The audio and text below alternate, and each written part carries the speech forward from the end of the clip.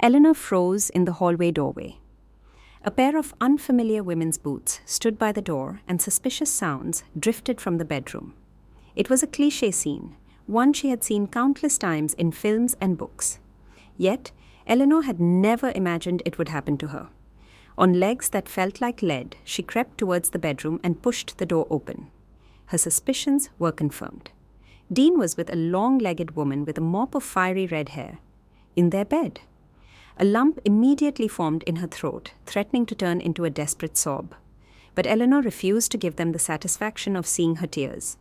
She spun around and walked out, slamming the door shut behind her. Running out of the flat building, she gasped for air, breathing heavily and trying to calm herself down. It wasn't working. Tears stung her face. "How could he?" she whispered aloud. A passerby even turned, thinking the question was directed at him. But Eleanor hurried away from the home she had considered hers for so long. "I'll get my things tomorrow, or another day," she thought, as she began to feel a little calmer, though a part of her, deep down, already knew she would never go back. Pulling her warm scarf tighter, she rushed towards the nearest cafe as a serious blizzard began. Dark snow clouds loomed overhead, and the wind was so biting it felt as though it were cutting through her. Entering the cafe, Eleanor was horrified to realize her bag was missing. Rummaging in her pockets, she managed to find enough coins for a coffee. Now she was without money and without the man she loved. "Well, at least I shoved my phone in my pocket. I would have been completely stranded otherwise," she thought, taking a sip of the aromatic coffee. Just as she was beginning to warm up, a waiter announced that the cafe was closing soon. Eleanor shivered. The night was going to be long, especially with the heavy snow and freezing temperatures. She couldn't go home. She didn't want to see the man who had betrayed and trampled on her feelings. Along with her phone, she found a set of keys in her pocket, one of which was for her office. A plan of action was forming in her mind, so Eleanor hurried towards her beloved publishing house, where she had worked for several years. "Who's there?" a kind elderly security guard asked. "Oh, Eleanor, forgive this old man, I didn't recognize you. What brings you here at such a late hour?" he asked. "Uncle Michael, could I sleep in my office tonight?" Eleanor asked, her voice trembling from the cold.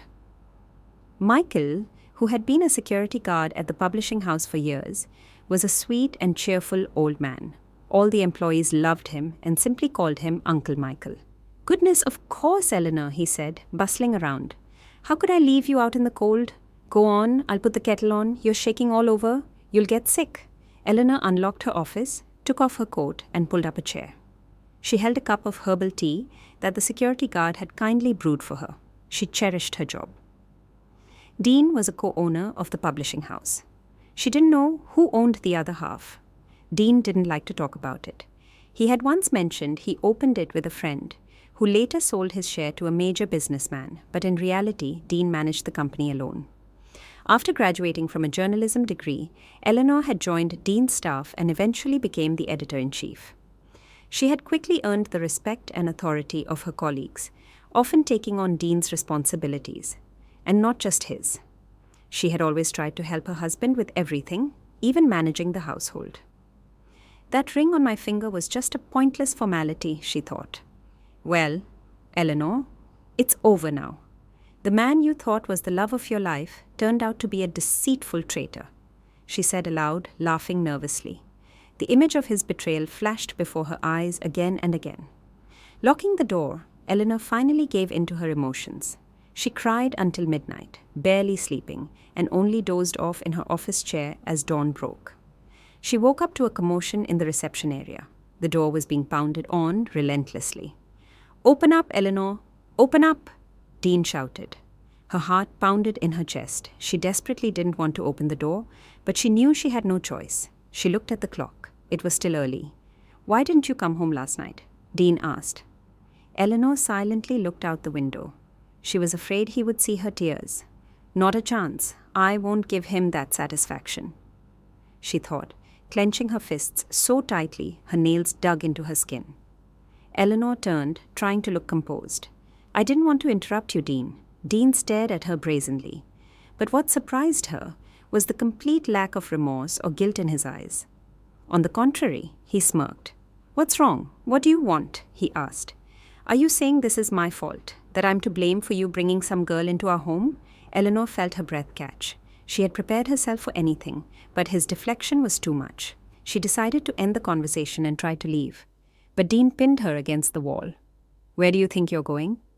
Do you really think I'll let you leave that easily? He asked brazenly. Let go, Dean. It's over. I don't want to see you anymore, Eleanor said, trying to free herself from his strong grip. Are you sure about this, Eleanor? He asked with anger in his voice. You're nothing without me. Remember where I found you. You want to go back to that pit? No one in this town will give you a job without me. Eleanor was silent, fighting back her tears. She had no family. Dean had been the only person she had. Her parents had died when she was little, and her grandmother, who had raised her, had also passed away not long ago. The loss was still fresh, and now he was hitting her where it hurt the most. It's a shame that after all these years, I never saw you for who you really are, Eleanor said. As his grip loosened slightly, she managed to break free and ran, unable to hold back her tears any longer. A huge black emptiness filled her soul, bringing with it a sense of utter hopelessness. After running a considerable distance from the publishing house, Eleanor stopped. Her thoughts were a jumbled mess. She had no idea how she was going to live or what she was going to do. The life she had known was gone, and she had to move out of Dean's flat. My God, how could he? The question was the only thing spinning in her head. The thought of returning to the flat terrified her, especially the possibility of running into him, something she wanted to avoid at all costs. With a heavy sigh, she wiped away her tears and slowly walked past the shops and cafes. She decided to return for her things later when she was a little calmer. Eleanor tried to make sense of her life. Where had she gone wrong? Why had Dean cheated? She had felt his love, but lately he had changed. He was often irritable, rude, and constantly worked late. Now she understood that he had probably gotten a mistress during this time. Or maybe more than one. Tears welled up in her eyes again as she thought about it. While she was working her hardest to help and support him, he was having affairs with other women, only to come home and get into bed with her as if nothing had happened. Stopping in front of a flower shop, Eleanor stood for a moment, watching men choose bouquets. This was a prestigious flower shop, one of the best in London. Looking at her reflection in the window, she smiled sadly. A miserable girl with tear-swollen eyes and smudged mascara stared back at her. Turning away from the window, she walked quickly, deep in her sorrowful thoughts and not looking where she was going. Just then, a man walked out of the shop with an enormous basket of white roses. Eleanor walked straight into him. Some of the flowers scattered across the pavement, and Eleanor fell. "Watch where you're going," the man grumbled, but he held out a hand to help her up. The moment he touched her hand, something she had spent her whole life trying to forget happened to Eleanor. Her lungs burned, her head swam, and a fire ignited in her chest. She couldn't get up. Her legs felt like cotton, and her hands and feet wouldn't obey her. In her mind, one image flashed after another. Eleanor saw the man standing next to her, engulfed in flames inside a black car, with the registration number W545PPL. The fire seemed to consume him, and he screamed in agony. Feeling all his pain herself, Eleanor passed out. When she came to, the first thing she saw was the worried face of the very man from her vision. "Oh my God, you gave me a fright. You need to go to the hospital. Let me get you a cab," the man said with a warm smile. "I'd drive you myself, but I'm in a hurry." He took out his phone to call a cab. "Please, stay home tomorrow. You are in danger," Eleanor whispered. "You must have hit your head. You really should see a doctor," the stranger said. "No, I'm fine," Eleanor replied. She stood up and realized she was on a bench at a bus stop. "He must have carried me here when I passed out," she thought. The man shrugged and walked towards a black car with the registration number W545PPL parked on the side of the road. "Wait!" Eleanor shouted, and she rushed after him. The man turned, surprised to see her running towards him. Grabbing his arm, Eleanor pleaded, "I know you must think I'm crazy, but please listen to me. Under no circumstances should you drive this car tomorrow. I beg you, please, your life is in danger." The man smiled, looking genuinely confused. "Go home, young lady. You've truly lost your mind." Eleanor sighed heavily. He didn't believe her. Of course, she would have thought the same thing herself if she hadn't known about her gift. Trying to collect her thoughts, she walked towards Dean's flat. She had to get her things. Eleanor had a small flat on the outskirts of London that she rented out to tenants. She had already called them to warn them that she needed the flat urgently. She felt bad for having to kick them out, especially since they were good tenants who had been there for a long time, always paying their rent on time and keeping the place immaculate. But what else could she do? She needed somewhere to live. After calling her tenants and giving them a warning, she hurried to get her things. The tenants begged for more time. They had a new baby and even offered to pay a month's rent in advance. After thinking about it, Eleanor couldn't refuse. Besides, she could really use the extra money. The closer she got to the flat she had lived in for the past few years, the heavier her heart felt. When she reached the door, she tried to prepare herself, afraid of finding Dean home, or worse, with his mistress. But as she put the key in the lock, she froze. The key turned, but the lock wouldn't open. There was no doubt. It was her key, but it didn't fit.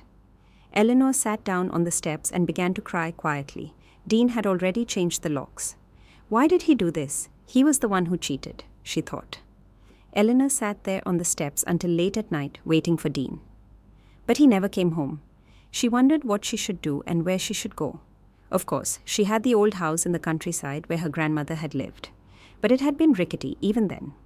Her grandmother had spent all her savings to buy her only granddaughter a flat in the city. Eleanor hadn't been back to the house since her grandmother had died. After a moment's thought, she decided to go to work. It was Uncle Michael's shift again. He definitely wouldn't leave her out in the cold. When she reached the publishing house, Eleanor was exhausted. She knocked and heard the sound of the door opening. "Eleanor, I was told not to let you in anymore. I'm so sorry," he said. "Dean ordered it?" Eleanor asked with trembling lips. "Yes, he went completely crazy after you left. He was shouting at everyone and ordered us to find a replacement for you urgently. But it's going to be tough for him to replace you. You did the work of 3 people." The security guard sighed heavily. "I don't know what happened between you two, but I can't leave you out in the cold. Come in, you can sleep in my office tonight, and in the morning, you can figure out what to do next." "Thank you, Uncle Michael," Eleanor sobbed. Her head was pounding, and her heart ached from the pain and injustice of it all. As soon as her head hit the pillow, Eleanor fell asleep. She woke up when the sun was already high in the sky and she heard voices. After quickly freshening up, Eleanor headed to her office. To her surprise, it was open. She rushed to gather her things, of which there were plenty, but her most important possession was her laptop. Just as she was hastily throwing her things into a bag, the door flew open. "Who gave you permission to come in here? You're fired as of yesterday," he hissed. "Don't worry, I just came to get my things and my final paycheck. I won't bother you again," she replied. The man standing in front of her now looked nothing like the man she had loved. "Get out, but put the things back," Dean shouted. People started looking into the office, but he didn't care. "But these are my personal things, and my laptop is mine too." "Don't be insane, Dean," Eleanor said, clutching her bag. At that moment, a furious Dean raised his hand to hit her, but a secretary walked in and stopped him. "Mr. Carter, the CEO is here. He's waiting for you in his office," the young woman said. "You're lucky. Now get out," he shouted at Eleanor. "I don't know why you're behaving like this. I guess this is the price I'm paying for my loyalty and love for you. But just know that karma is real, and all the evil you've done to me will come back to you." "You'll see," Eleanor said loudly, and ran out of the office, wiping away tears. "Oliver, I'm so fed up with everything," Ilya said, sitting in a large leather armchair across from his friend. "I feel like I'm suffocating from hopelessness." "Mate, don't exaggerate. Anyone would envy you. You've got a stable business, good money, and your girl, Mary, looks like she stepped out of a magazine. You can't take your eyes off her," Ilya said with a smile. "You're right, but it hasn't brought me joy in a long time. I want a real, genuine relationship. All these girls, including Mary, are only interested in the size of my bank account," Oliver said, looking out the window thoughtfully. "Only your bank account? Don't be silly," Ilya laughed. "You've always been popular with girls, even in school, because you've always been a good-looking guy." Oliver stood up and walked to the huge floor-to-ceiling window in his office. It was true, he had always been in demand with women, and with money, that demand had doubled. His company's office was in a major business center, and the view from the window was spectacular. It had been a must-have for him. Deep down, Oliver was a true romantic, But he had to hide that part of himself to avoid being seen as weak in the business world, where drive, composure, and toughness were paramount. Oliver owned a large media group that included major publishing houses and even a couple of TV channels. "I met a strange girl today when I was buying flowers for Mary," he said quietly, still staring out the window. "Oh yeah? Was the girl so beautiful she drove you crazy?" Ilya asked with a grin. "It's not that. I didn't even get a good look at her, but her words have been stuck in my head. She begged me not to get in my car tomorrow. Tomorrow, said I was in danger." Ilya laughed. "Mate, it sounds like you're in a bad way. Do you believe in fortune tellers and gypsies now? Besides, we have that important meeting tomorrow, remember?" "I remember everything," Oliver waved him off. "By the way, I still have to go to that publishing house we bought a year ago. I've been getting complaints about it. The manager there has apparently gone mad and is stealing money. I need to get to the bottom of it." The friends said their goodbyes, and Oliver drove home. Mary met him at the door, threw her arms around his neck, and whispered sickly sweet, "It's so good you're home. I missed you so much. I've been thinking about you all day." She hung on him and started kissing him.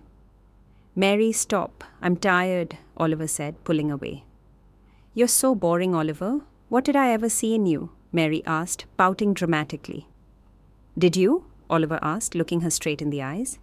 "What do you mean?" Mary started to get angry, and when she didn't get an answer, she continued, "You're always unhappy, always tired, as if you're an old man."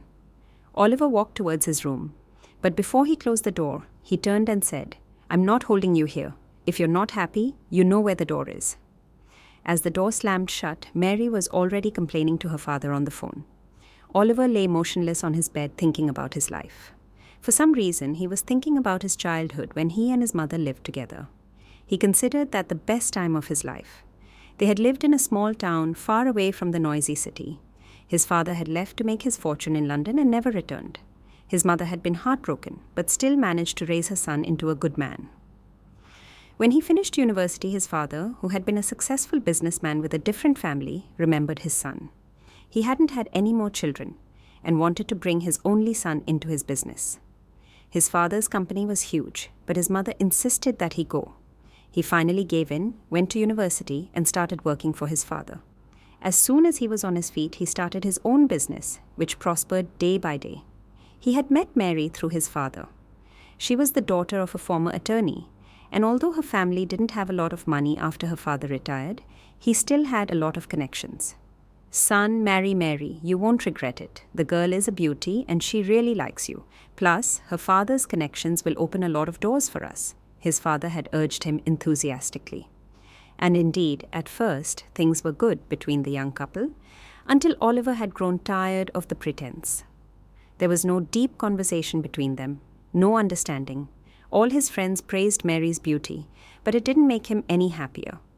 Lately, she had started hinting that it was time to make their relationship official, and both their parents were pressuring them. Oliver had kept putting off the proposal, and he was now seriously considering breaking up. His thoughts returned to the girl he had met that morning, and for some reason the memory made him smile. He took out his phone and called Ilya. "Mate, I need a favor. I'm going to see my mum today. I'm suffocating in my own home. Help me out. Go to the meeting for me tomorrow." "You're giving up, brother," Ilya laughed into the phone. "But how will I get there? You know my car is still in the shop after the accident." "No problem. Take mine. I'll get a cab to my mum's. I haven't seen her in a while, and I miss her," Oliver said. When Mary found out Oliver was going to see his mother, she made a face. "Oliver, I thought we were going to a club tonight. Why are you going to that dump?" "That dump, as you call it, is my hometown, the place where I was born and where I have so many wonderful memories. Besides, the person closest to me lives there," Oliver replied. "Well, maybe you should take me with you. I can finally meet your mother. We're getting married soon, and we haven't even met," Mary said, making her usual dramatic pouting face. "Don't bother. Go out with your friends. I want to be alone," Oliver said, turning away to call a cab. He knew his mother wouldn't like a girl like Mary. She was perceptive and would immediately realize that there were no real feelings between them, and she had always taught him that a man should only marry for love. Mary tried to persuade him a little more, but when she didn't get what she wanted, she went out with her friends. Oliver decided to go to the publishing house early in the morning. He couldn't sleep, his mind was in turmoil. It felt as if his whole life was a lie. He had plenty of money, but it wasn't enough. He desperately needed someone who would truly love and support him, someone he could love in return. He had once tried to talk to his father about it, but his father had just laughed. "Son, leave that nonsense for the poor and stupid."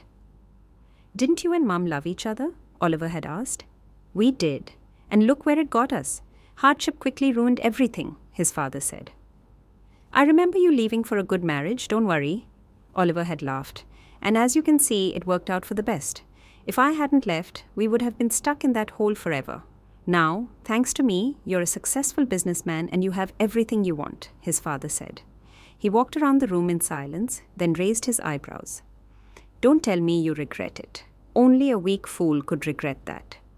I did what I had to for your future so that you would have everything." Oliver barely managed to not snap at his father, clenching his fists in anger. He had spent his whole life trying to prove to him that he could become a decent man on his own, so he had worked tirelessly to build his own business and get away from his father. His father had given him an invaluable head start, so Oliver had said nothing. He had often thought about that conversation, and now, when he couldn't sleep, it came back to him. He finally fell asleep as dawn broke, only to be woken up by his alarm. Remembering that he had promised to lend his car to his friend, Oliver called a cab. 40 minutes later, he was walking into one of his publishing houses. Just as he entered, he heard loud shouting and a tearful girl rushed past him, almost knocking him over. He immediately recognized her as the girl he had met yesterday. She didn't even look at him. "What's going on here?" he asked the secretary. She looked around, afraid of being overheard, and blurted, "Mr. Carter fired our Eleanor. She was the one who kept this whole place together. She's a wonderful person, honest and kind. And Mr. Carter, well, the employees don't like him very much, you know." The secretary waited for his reaction, but Oliver said nothing, determined to deal with Mr. Carter as soon as possible. Oliver went into the office a few minutes later and looked at the man. "So, Mr. Carter, I made you the director of this publishing house, and yet there's no order here. I've been getting complaints," Oliver said. "I don't know who has been spreading gossip, sir, but everything is fine here. The people spreading lies are probably competitors or angry fired employees," Dean replied. He was brazen and even looked at the CEO defiantly. "That's exactly it. Your employee turnover rate has been way too high lately." "Can you tell me why?" Oliver asked. The man sitting across from him was starting to irritate him. "We're just filtering out the freeloaders and only keeping excellent specialists," Dean replied quickly. "I can see that. I'm ordering an unscheduled inspection of this publishing house," Oliver said. "You can leave. You're free." The man quickly left, but Oliver noticed how tense he had become. After making a few calls to the main office, Oliver ordered his best people to inspect the publishing house. Before he left, he requested the file on the unjustly fired Eleanor from Human Resources. Oliver hailed a cab and went to his mother's, stopping at a shop on the way to buy a few things. His heart felt warm and happy at the thought of seeing his mother again. The place where he had spent his childhood hadn't changed at all. Unfortunately, due to his hectic schedule, he didn't get to visit as often as he would like. After paying the cab driver, Oliver stood for a moment in front of the council flat where he had grown up. He had offered to move his mother in with him or buy her a flat in a newer building, but she had always refused. Taking a deep breath of the cold air, he smiled and went inside. Eleanor didn't expect to see her son, but she was overjoyed. "Is everything all right, son?" she asked cautiously, as he happily ate the food she had made. "Everything's fine, Mum," Oliver replied simply. "You usually call before you come. Don't get me wrong, I'm so happy to see you, but you look worried about something." "I'm just tired of the city. I missed you," Oliver said, smiling like a little boy. Eleanor didn't ask any more questions, even though she could see he was clearly troubled. That night, for the first time in a long time, Oliver had a deep, peaceful sleep, sleeping until almost noon the next day. He had turned off his phone beforehand. When he turned it on again, messages started pouring in as if he had been out of touch for a month. "Call me urgently," a message from Ilya read. There were at least a dozen of them. There were also messages from Mary, but he decided to deal with those later. Other matters were more important. Ilya answered the phone immediately. Where have you been? Something terrible happened. I thought something had happened to you. I've been calling everyone I know, Ilya yelled into the phone. Wait, what happened? Oliver asked, surprised. It turned out that Oliver's car had been in an accident and was beyond repair.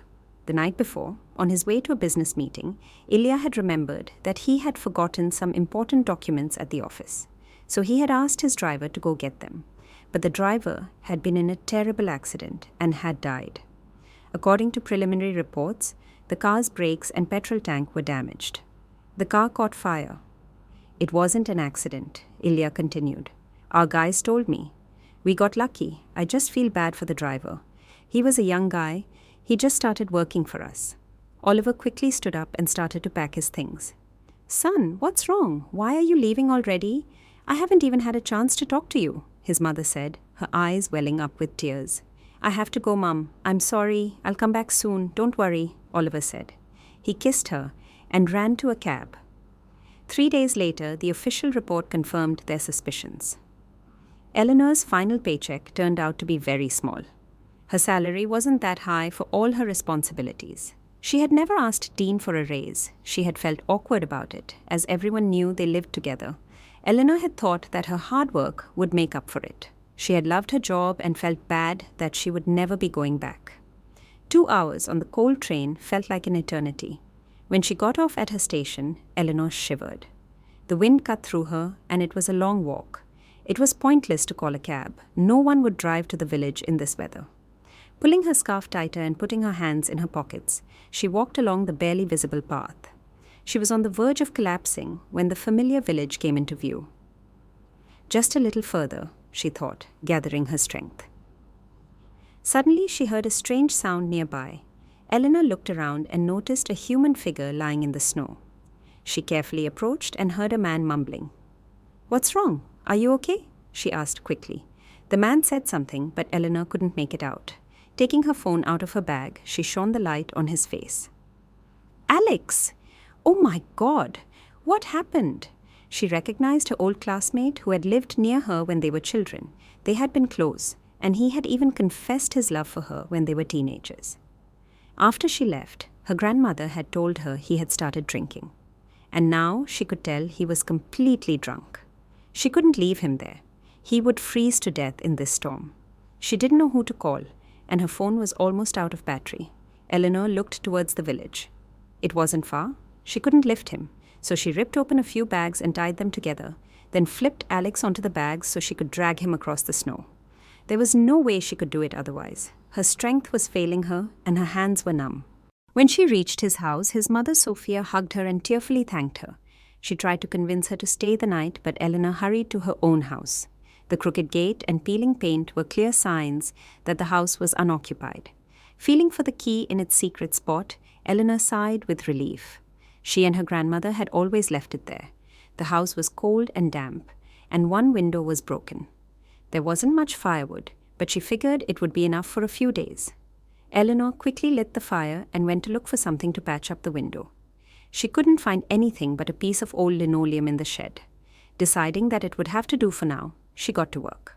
After a while, the draft was gone, and the warmth from the fire began to fill the house.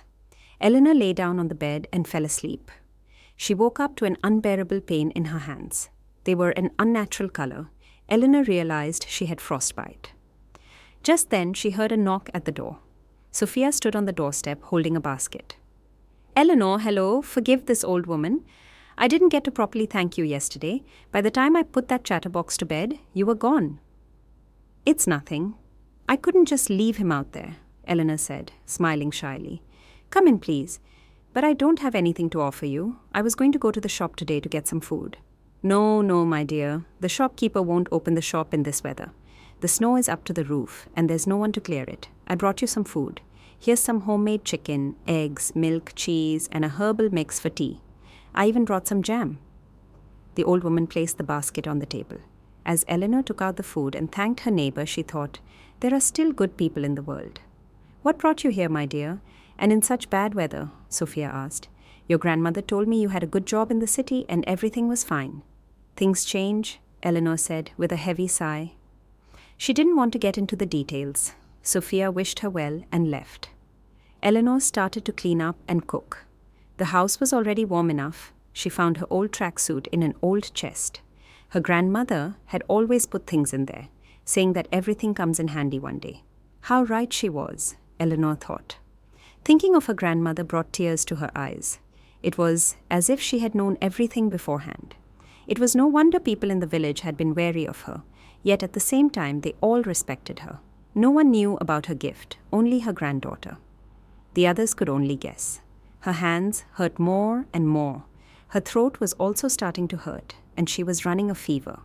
There was no medicine in the house, only the herbal tea and jam Sophia had brought. When she woke up the next morning, Eleanor felt even worse. She had almost no strength, and the fever wouldn't go down.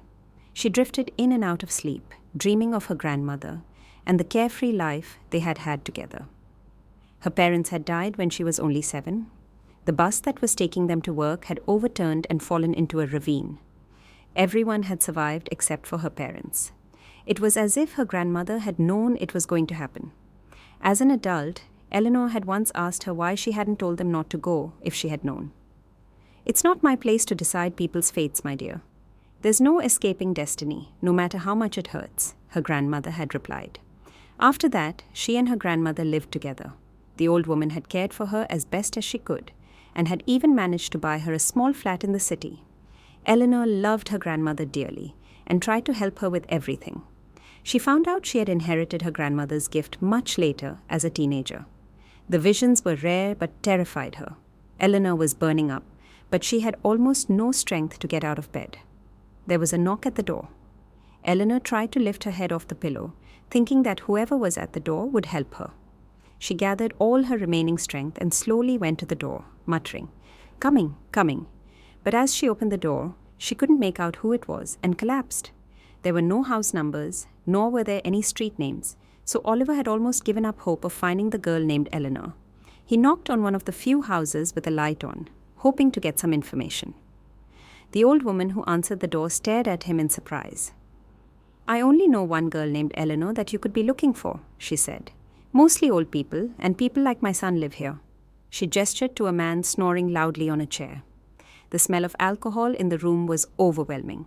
"Can you believe it? Eleanor saved my good-for-nothing boy from freezing to death. She found him lying in a snowdrift. Can you please thank her for me again? I can't walk. I've been sick for 3 days." Now Oliver knew where he was going. Finding the right house, he noticed that the door was buried in snow, and only a faint light from a lamp gave away that someone was inside. No one answered his knock, so he knocked again and again, but just as he was about to give up, the door opened a little and the girl collapsed. Oliver managed to catch her, carried her inside, and laid her on the bed. Her face was as white as a ghost. It was obvious she needed to go to the hospital immediately. Oliver dismissed the idea of calling an ambulance. It would never make it on these roads, so he decided to drive her himself. The jeep he had borrowed from his father could handle any snowdrift. He carefully carried her to the car, wrapped her in a blanket, and drove to the hospital. He called a doctor he knew on the way. "I beg you, please help her," Oliver asked. "Don't worry, it's our duty," the doctor replied, slipping Oliver's money into his pocket. The girl was taken away, and they promised to tell him as soon as they knew more. On the drive home, Oliver couldn't stop thinking about her. Not every girl would risk her health to save some drunk, he thought to himself.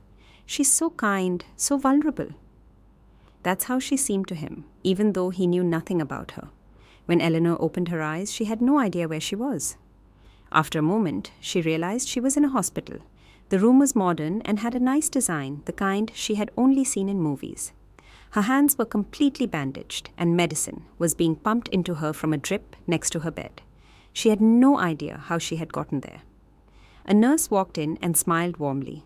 "You're finally awake. I'll get the doctor." The doctor examined Eleanor for a long time, asking a lot of questions about her condition. He was especially worried about her hands. "Well, Eleanor, we've stabilized your condition and we've stopped the pneumonia from developing with medication. But you'll have to stay here for a while until your body fully recovers. Get some rest," the doctor said, and left. Eleanor was left alone with the nurse, who was changing the medicine in her drip. "Your husband is amazing. He carried you in his arms and woke up the whole hospital, she said. He even got you expensive medicine. Oh, and he's so handsome, the nurse said, then stopped when she saw Eleanor's serious face. Husband? Did you say husband? Eleanor didn't understand what was happening. Her memory was a blank slate. It was hard for her to believe that Dean would have done this for her after what had happened between them. But then, who was it? The next couple of days were a blur of procedures, injections, and medicine. The young nurse would occasionally bring her gifts from her husband, talking about him with admiration every time. Eleanor was dozing off when Oliver walked into the room. In just 2 days, the girl's appearance had changed completely. Her cheeks were rosy, and she was breathing calmly. The doctor had told him her hands were in a bad state and would require a long treatment. In the last few days, he had learned a lot about her. He had read her file from Human Resources at the publishing house and had talked to her colleagues. He wanted to touch her hand, but was afraid of scaring her. Eleanor seemed to sense his presence and slowly opened her eyes. "You," she whispered. "Hello, I'm Oliver. We didn't get a chance to introduce ourselves back then," he said with a smile. "Oh, please forgive me. I said so many silly things. You must have thought I was crazy," Eleanor said. "That's just it. I didn't. I'm in your debt. You saved my life, you could say. I've never believed in such things, but your words made me change my plans. Your sincerity and determination moved me. Thank you." Eleanor was silent, unable to control her racing heart. His touch had been like an electric shock. She had only felt that when she first discovered her abilities as a little girl. Eleanor remembered how scared she had been back then, and how her grandmother had comforted her. Her head began to spin, and she slowly sank back into the pillows. "You should rest and not worry," Oliver said with concern. "Would you like me to read to you?" he asked suddenly. Eleanor nodded. The man sat on the edge of the bed, took out a book, and started reading. Eleanor wasn't listening to the story. His voice was so soothing that it felt like it was hypnotizing her. She looked at him. He looked different from their first meeting. Back then, he had been wearing a suit and a serious coat. Now, he was wearing blue jeans and a simple jumper. His hair was dark and neatly combed.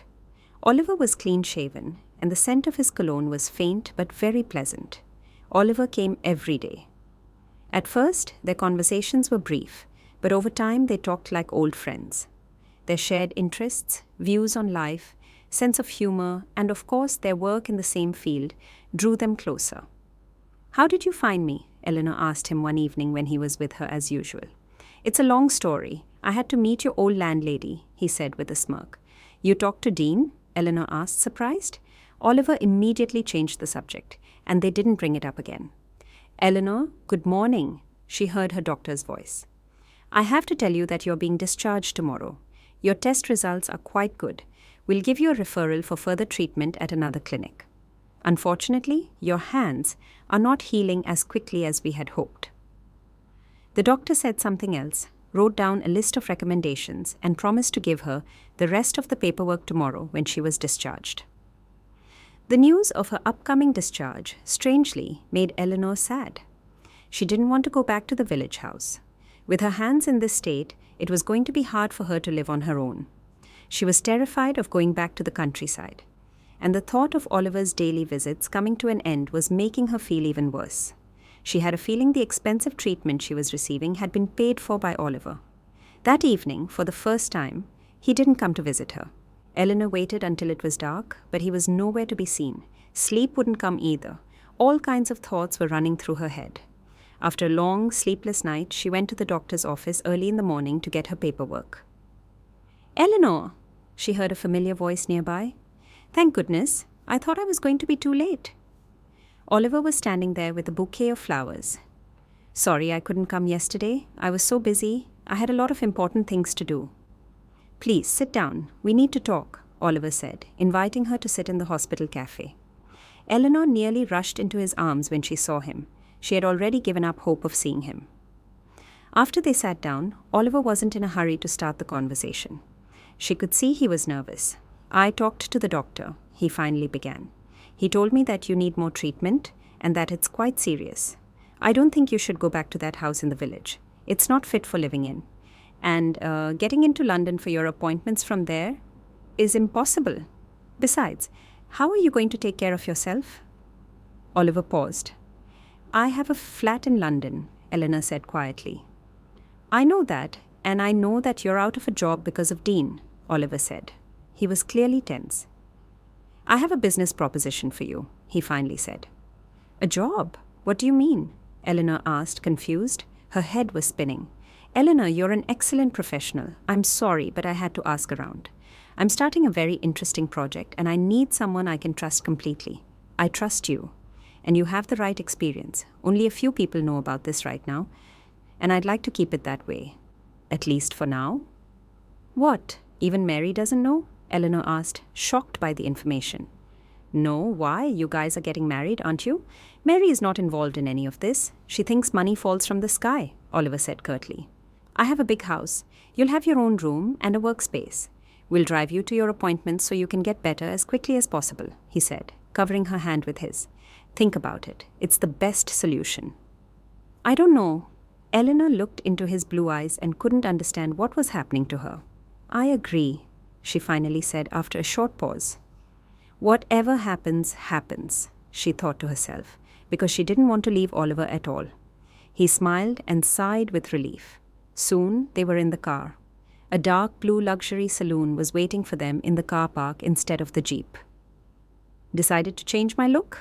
Oliver said with a laugh when he saw the question in her eyes. It was a long drive. They talked and joked and laughed the whole way, but the closer they got, the more serious Oliver became. He pulled the car into a private gated estate.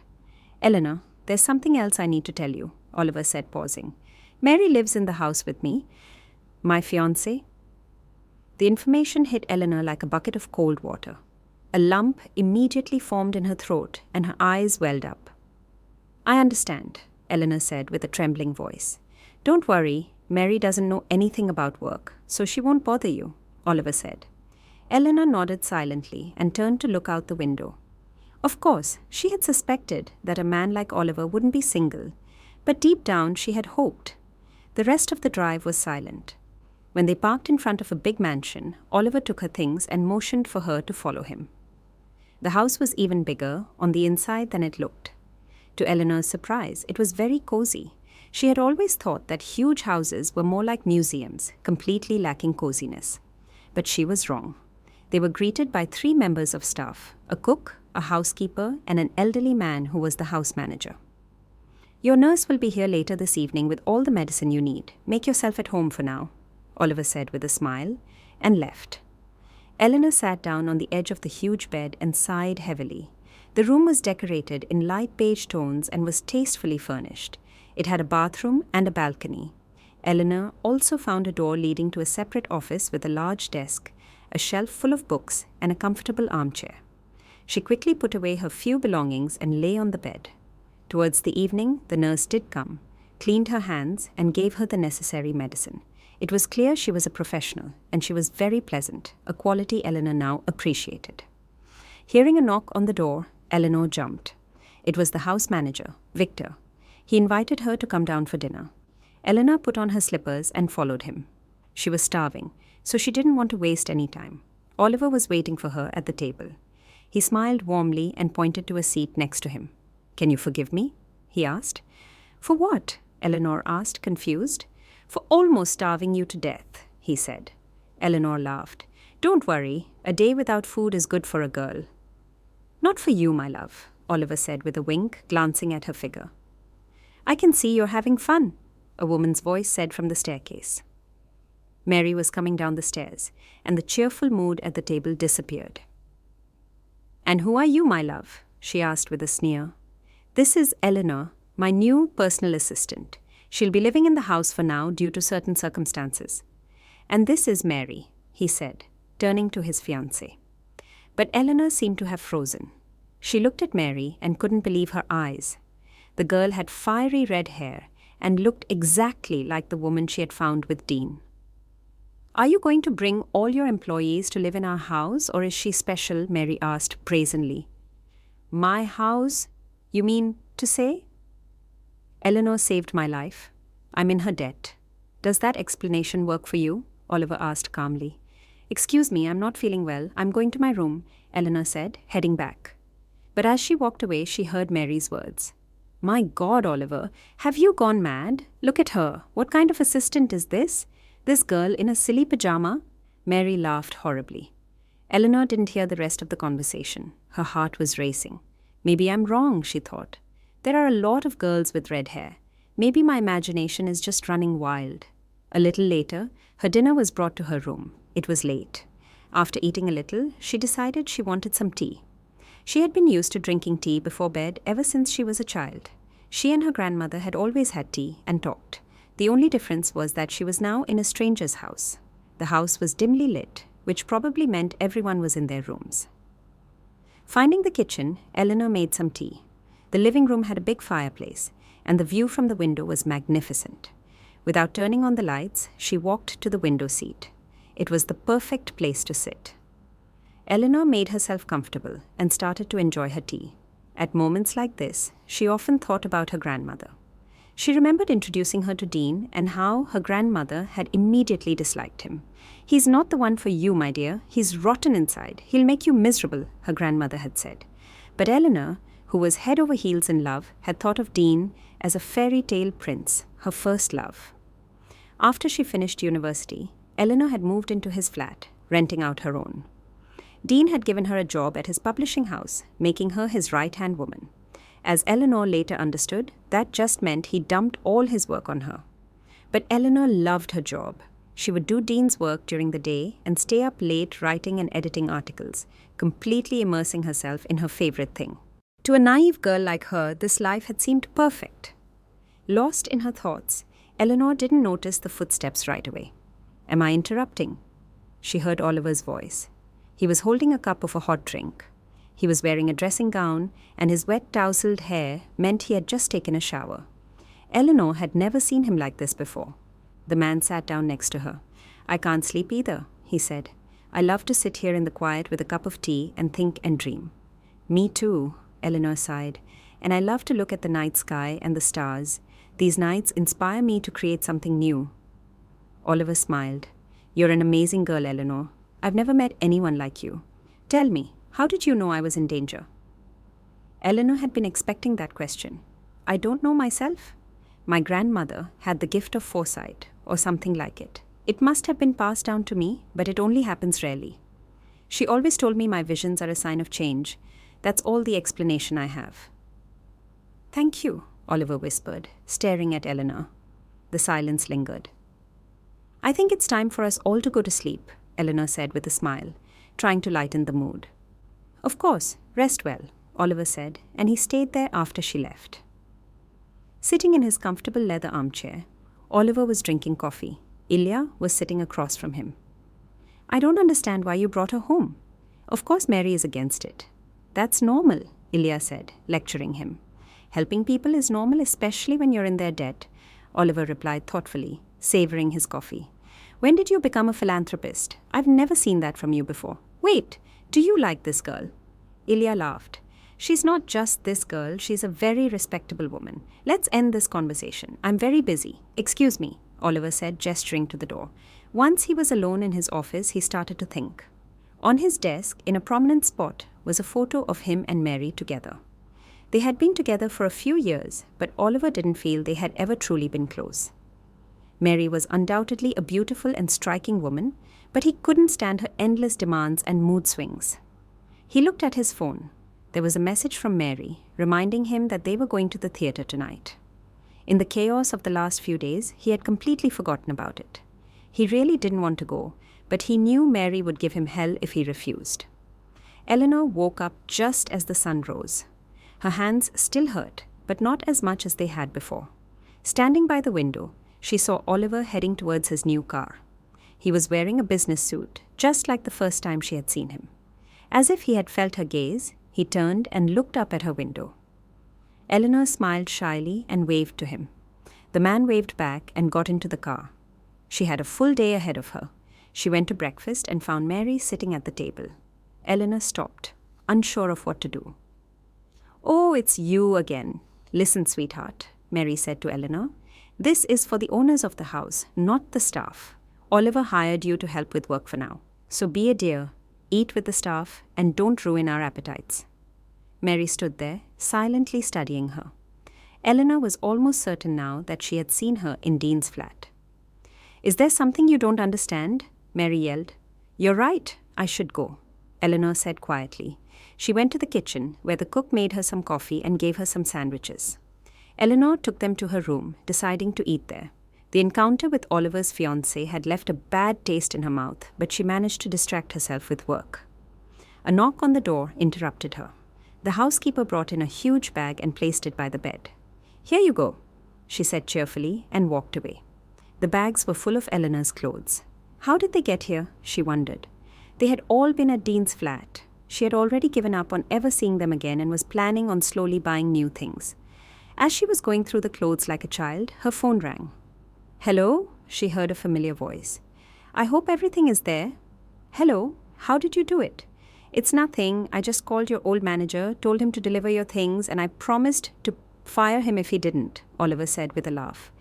"Thank you so much," Eleanor said. She imagined Dean's face and smiled.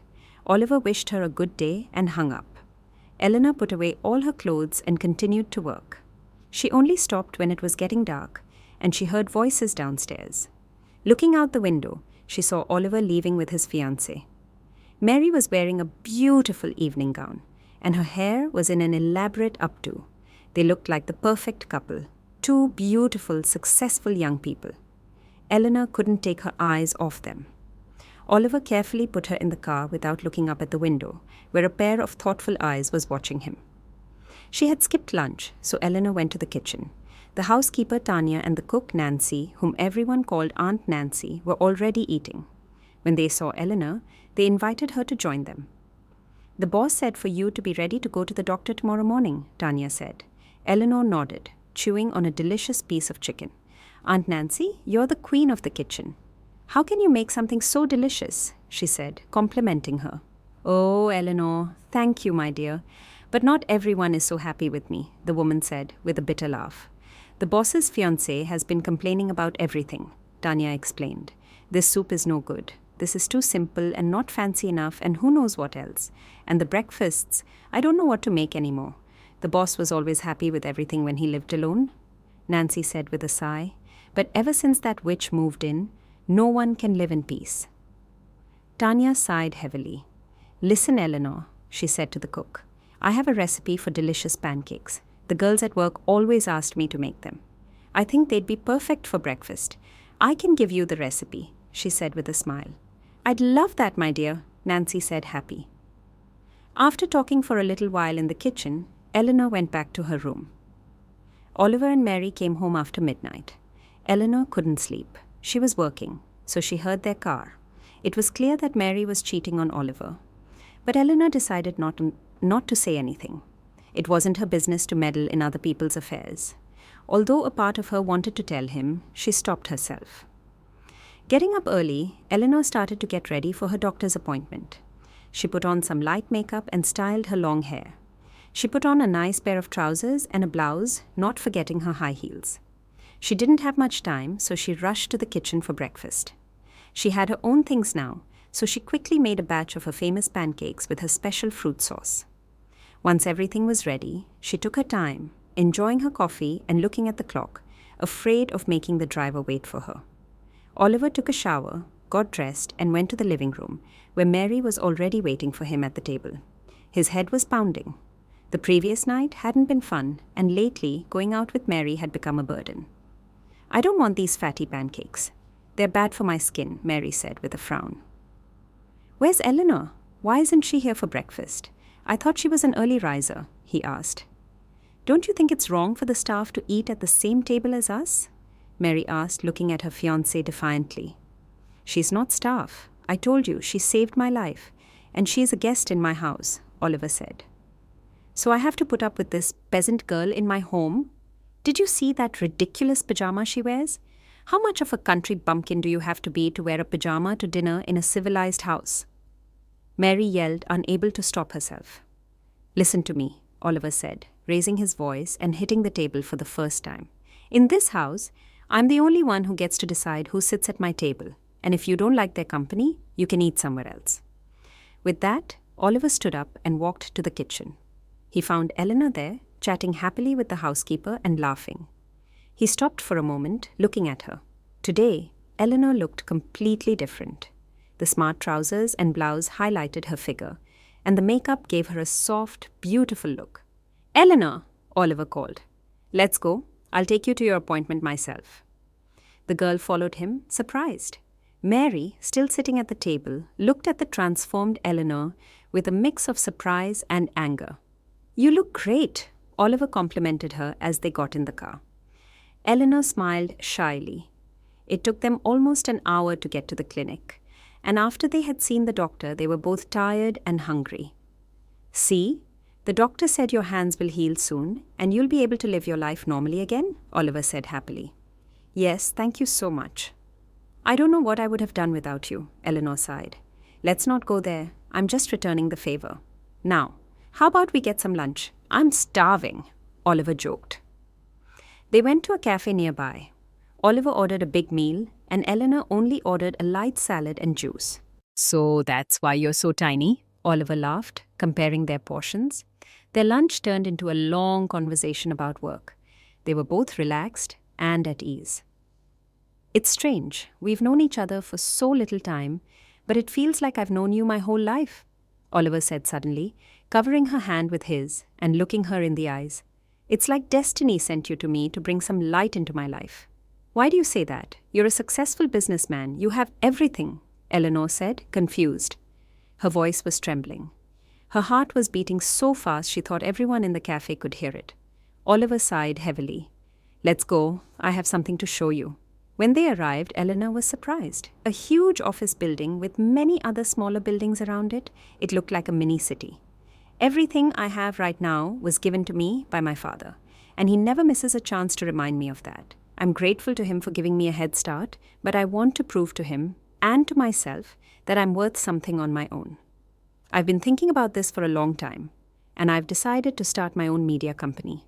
I want to launch a few TV channels, a marketing agency, and a publishing house.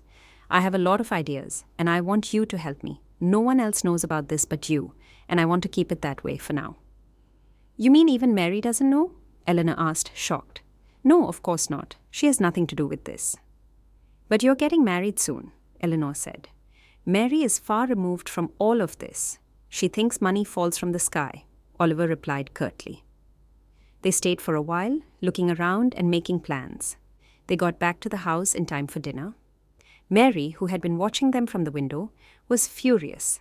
Rushing to him as soon as he and Eleanor walked into the house, she hugged him and said, "Darling, I missed you so much. I didn't eat without you. I'll tell them to get dinner ready now." "Eleanor, I hope you'll join us," she said. "I think I'll eat in the kitchen," Eleanor replied. "Please, eat with us," Oliver insisted. Eleanor nodded, unable to refuse. She changed into her favorite pajama and came back to the dining room.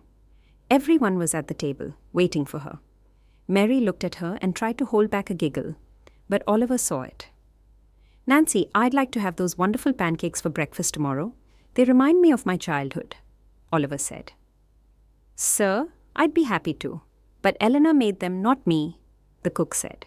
"Really?" he said, looking at Eleanor. "In addition to all your other talents, you're a wonderful cook," he said. Eleanor smiled shyly. "You're exaggerating. I just grew up in a simple family. My grandmother and I would often bake together. I love the smell of baked goods. I think it makes a house feel more cozy." "Well, I didn't like the pancakes at all. They're so oily, and I can't even imagine how many calories they have." "You should eat less pastries, Eleanor, or you'll get fat," Mary said sarcastically. The staff left the room, and the people at the table started to eat and talk. Eleanor ate silently while Oliver and Mary talked. "Eleanor, tell me, where did you buy that silly pajama? I can't stop laughing every time I see you in it," Mary said. "It was a gift from a very special person. It's dear to me. Unlike you, I grew up in a simple family where comfort was more important than flashy clothes," Eleanor replied. "I'm tired. I think I'll go to my room now." She stood up and walked away. "Why are you always picking on her? Aren't you tired of it?" Oliver asked. "I'm just asking. I can't stand these country girls," Mary said. "And you, by any chance, didn't forget that I'm also from the countryside? Why don't you make fun of me too?" Oliver's voice was rising. "Eleanor is smart, kind, and a hard worker. What about you? What can you do? Maybe you want to replace me with that country girl? Mary said, her voice full of anger. It all makes sense now. You brought her here and now you want to get rid of me. Well, don't say I didn't warn you. With that, Mary stood up and left the table. Oliver couldn't sleep. He spent the night in the living room. He couldn't stop thinking about Eleanor. With her, he felt so at ease and comfortable. And lately, it was all he wanted. He had spent more and more time with her, and with each day he realized he was more and more attracted to her. Her simplicity and authenticity, along with her incredible work ethic, astounded him. She was so involved in their new project that she was practically living and breathing it, coming up with countless new ideas. He was building his new office in a huge building in the city center. It stood out from all the other business centers. His father loved everything flashy, unlike him, who preferred simplicity. "What's the emergency?" Oliver asked, walking into his father's spacious office. "I won't beat around the bush. I'll get straight to the point. Mary called me yesterday to complain," the man said, pausing and looking at his son. "So that's what this is about," Oliver laughed. "And you've decided to play the peacemaker and matchmaker, is that it? Don't be so dramatic. I care about your future. If you're doing something foolish, who's going to guide you besides your own father? Don't you think it's a little late for that? Where were you when I needed you the most?" Oliver asked, irritated. "I'm old enough to handle my own business. You don't have to worry about me. Don't be a fool, son. Mary is the perfect wife for you. Her father's connections will open a lot of doors for us. Besides, the girl is in love with you. And what about that girl you brought into the house?" Oliver looked his father straight in the eyes and said, "Eleanor is not some tramp. She's a smart and respectable woman, and all of you have a lot to learn from her. And who I bring into my house is my own business." He stood up and walked towards the door. "I hope we understand each other," he said, and walked out of his father's office. He felt disgusted. He didn't want to see anyone. Well, almost no one. Getting in his car, he drove to the place where he was going to build his new company. Eleanor was there. She was working hard. He saw her, hunched over papers, and couldn't help but admire her. It was amazing. He could only feel at ease when he was with her, especially lately. He made 2 cups of coffee and knocked on the door. Eleanor smiled. "You don't have to knock. You're the boss." "You were so deep in work. I didn't want to startle you. You've gotten into this so quickly that I feel like you're the boss now, not me," Oliver said with a laugh. After they drank their coffee, they started to talk about work. She had found a few excellent specialists from her previous job, and she had even made an appointment with representatives from a company that made the equipment they needed. "I also designed the office space and prepared the sketches for you to look at." Eleanor handed him a folder. "You're a miracle. God must have sent you to me," Oliver said. He walked to her, took her hands in his, and looked at her. Eleanor was silent. He was too. His eyes were on her lips. He had a strong desire to kiss her, but was afraid of her reaction. Just then, his phone rang loudly. Oliver went to the window to answer it. By the look on his pale face and the trembling in his voice, Eleanor knew something was wrong. "My mum, something bad happened. They called from the hospital. I have to go immediately." "Of course. If you need anything, Eleanor didn't get to finish her sentence. "I want you to be with me, please," Oliver said, taking her hand. Eleanor nodded and, taking her coat, followed him. The drive was long, even though winter was almost over. It was still cold and snowy, and the heavy snow had paralyzed traffic in some areas. Oliver's phone rang a few times, but he kept ignoring the calls. When they reached the hospital, he talked to the doctor, who told him that his mother had had a heart attack. After he explained the situation, the doctor allowed them to see her in the morning, as she was conscious. "There's no point in going back. The roads are blocked with snow," Oliver said to Eleanor. "We'll spend the night at my mum's flat, if that's okay with you." Eleanor was fine with it. She couldn't imagine her life without him. It was strange, but a few weeks ago she had thought she loved Dean. And now she tried to not think about Oliver, even though he had a fiancé. But it was hard. When he was near her, every part of her body responded to him. She loved everything about him. His low, velvety voice, his scent, his smile, and his eyes. She had never felt this with Dean. Of course, she had liked him, but she had never felt this incredible pull. And how could she have?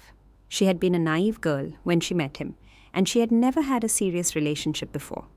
The council flat where his mother lived had a 24/7 supermarket nearby, so they stopped to get something to eat. The small flat was incredibly clean and cozy. Eleanor immediately noticed that. Oliver changed into his comfortable clothes, which looked great on him. A simple t-shirt and shorts highlighted his fit body. Eleanor couldn't help but stare, trying not to let him see, even though her heart felt like it was going to burst out of her chest. There were a lot of photos of Oliver at different stages of his life. While Eleanor was getting to know the flat, he started making a simple dinner. "Oliver, is it okay if I take a shower?" Eleanor asked. "Of course, it's there," he said, pointing. "But I don't have any clothes to change into," Eleanor said, feeling even more embarrassed. "I don't think my mom's clothes will fit you," he said with a smile. "Maybe my t-shirt will? You're so tiny, it'll look like a dress on you." Eleanor's heart was beating like crazy. "We're going to spend the night together, alone, in his flat," she thought. "What am I thinking?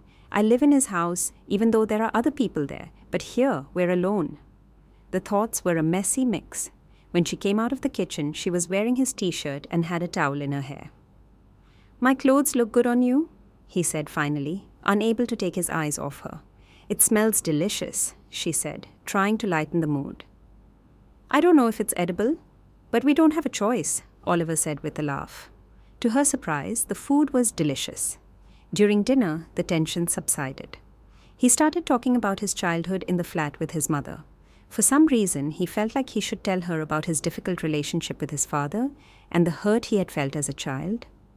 Eleanor listened carefully without interrupting. It was a completely different side of Oliver. After dinner, he showed her photo albums, telling her the stories behind each picture. "You were so lucky. You had a wonderful childhood and a wonderful mother," Eleanor said thoughtfully. "Take care of her. Family is the most important thing a person can have. I would give anything to have my family with me, but it's not possible." A tear rolled down her cheek. Oliver touched her face and wiped it away. She looked so vulnerable. He wanted to hold her and protect her. Instead, he leaned in and kissed her. The kiss was full of tenderness and passion, which they both had a hard time controlling. Eleanor kissed him back. It felt like the world had stopped for a moment. Oliver lifted her up and carried her to his room, kissing her the whole time. He gently laid her on the bed and asked, "Are you sure you want this? One word from you and I'll stop." His husky voice was driving her mad. She gently put her arms around his neck and without a word kissed him. The night was theirs and theirs alone. Their intimacy was not just physical, it was as if their souls were connected. Waking up in the morning, Oliver looked at Eleanor, who was sleeping on his shoulder. She was even more beautiful in her sleep. He had slept little and had thought a lot. He had decided to break up with Mary. After this night, it was pointless to continue their meaningless relationship. He now understood that he had lost his mind and couldn't live without Eleanor. His phone on the table vibrated. Trying not to wake her, he went to the kitchen and closed the door behind him. But as soon as he left, she opened her eyes, thinking about what had happened the night before. She wanted to scream with joy. She put on his t-shirt and was about to go to the kitchen, but she stopped and listened. She could hear Oliver talking. "Mary, stop. My mum is in the hospital. I'll come back in a few days, once she's out of danger." Oliver hung up, and Eleanor's heart sank. She was just a one-night fling for a man who was about to get married. The morning was busy. After breakfast, they went to the hospital. Oliver first went to talk to the doctor, and then they went to see his mother. The woman was weak, but very happy to see her son. When Eleanor decided to leave them alone, the woman said, "You're glowing, son. I'm so happy you finally found love." Oliver held her hand and smiled. They stayed together for 2 more days, until the doctor said his mother was out of danger. They came home early in the morning. "I'm going to talk to Mary today and tell her we're done," Oliver said, as they walked into the house. But his fiancée was already waiting for him in the living room. She threw her arms around him and said how much she had missed him.